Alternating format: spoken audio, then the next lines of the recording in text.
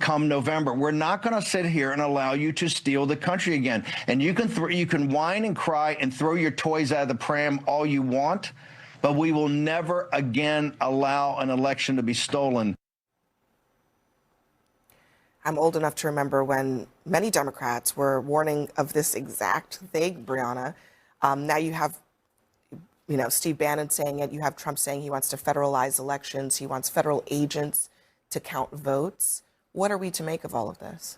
Well, I think given that under Joe Biden we had millions of illegal aliens come in, it's definitely fair to be worried that there could be non-citizens voting. We know that non-citizen voting does happen, even if it is rare, according to some on the left. How frequent is it? Well, if you want a list of it, I actually have some for you. Hold on one second. Yeah, please. Yeah, like actual numbers. Yeah, You get to page 6 or 7 Or to people. find them. I know. I actually wanted to have a lot of quotes for you guys. All right, here we go. So a Georgia audit found 20 non-citizens registered to vote. 9 of them ended up voting in a previous election. 20? Yeah, let me finish. In Michigan. After how many years? It's funny when you guys mock small amounts, but let's remember that Marionette Miller Meeks won her 2020 election by 6 votes. Okay. Imagine if there were 6 fraudulent 6 votes. undocumented immigrants? No, my point is that some elections are decided quite literally on the margins, and every vote counts. But not a single presidential election has been decided by a margin of non-citizen voters. That doesn't, just because it doesn't impact a presidential election, does not mean that it is not worthy of attention. What is the percentage of fraudulent non-citizen voting in America? I don't have the percentage, but I have more examples if you guys wouldn't cut me off. Let me just finish. Exactly. I don't know. Hold on a second. 41 non-citizens cast a ballot in North Carolina in 2016. 1,500 foreigners registered to vote in California by the state DMV. They were not citizens in 2018. Oh, did they? Were they caught? Did they vote? Actually, did they vote?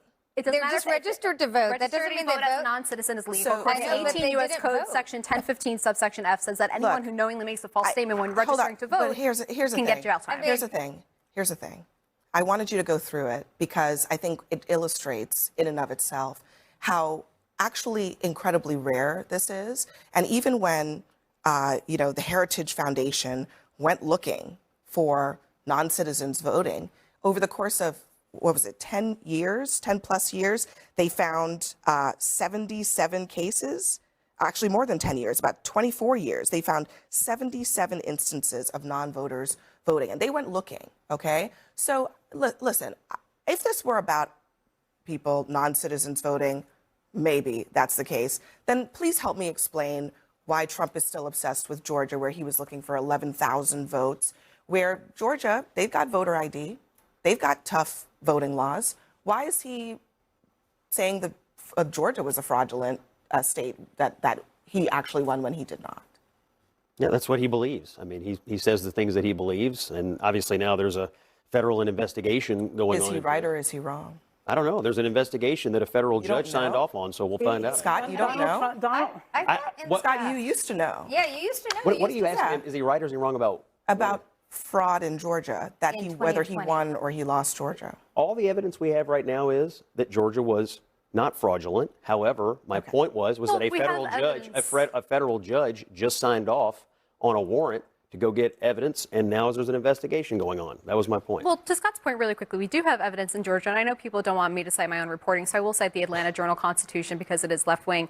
We know that during the 2020 recount, 3,000 ballots were scanned twice. The Secretary of State's office could not confirm if those were counted, though election integrity activists say they were counted. We know during the audit of the 2020 presidential election, there were, quote, several cases in which election workers mistyped vote totals or allocated votes to the wrong candidate. The state election board gave a slap on the wrist. We know that governor said it was fair. Brianna, we'll move on from this for a second, but I just want to just ask you a question. How many times did they recount the ballots in Georgia?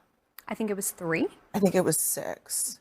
So they have not only counted the ballots, but they recounted them many, many times. The Trump campaign had opportunities to challenge. Hold on. The Trump campaign had opportunities to challenge this in the courts.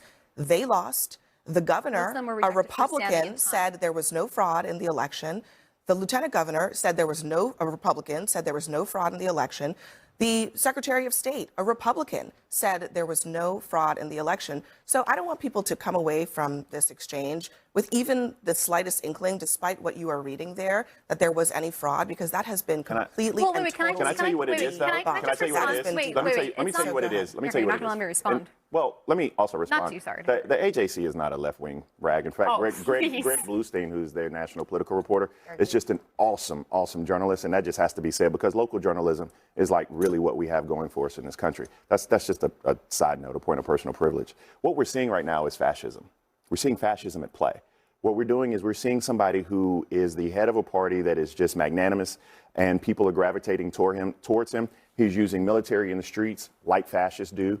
He's actually suppressing voices, arresting Don Lemon, making sure that his FCC chair pushes Jimmy Kimmel off. And now he's talking about suppressing opposition voices by actually surrounding polling sites with ICE. That literally is the definition of fascism. But with that being said, Democrats have to see what is happening. The mayors of the city of Detroit, Mary Sheffield, the mayors of Milwaukee, the mayors of Philadelphia, Pennsylvania, Clark County, where you have these swing states, need to make sure that they're doing everything they can to protect their institutions, protect their voting centers, and make sure that they are securing that from outside interference. Well, listen, there's two things. One is Donald Trump, because he is a man with little man with a frail ego, cannot stand the fact that he lost. So he is trying to rewrite history. Whether it's Minnesota, whether it's Georgia, he's probably in a padded room somewhere with the ballots they took from Georgia, circling them for him right now, because he is hell-bent and thinks he can rewrite history, whether it's January 6th,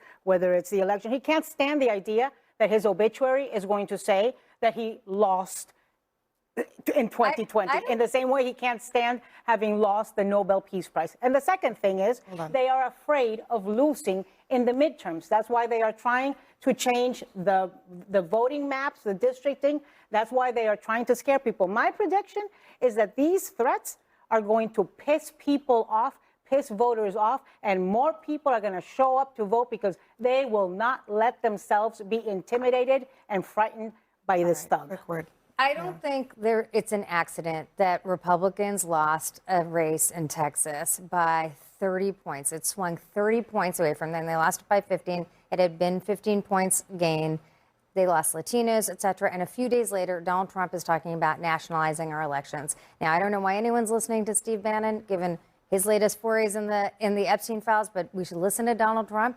And Donald Trump should be a concern to everyone. Because remember what happened last time.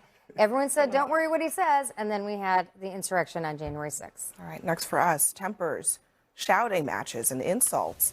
In the middle of a fiery hearing with Scott Bessent, the Treasury Secretary, issuing new blame for the economy's troubles. We'll debate next.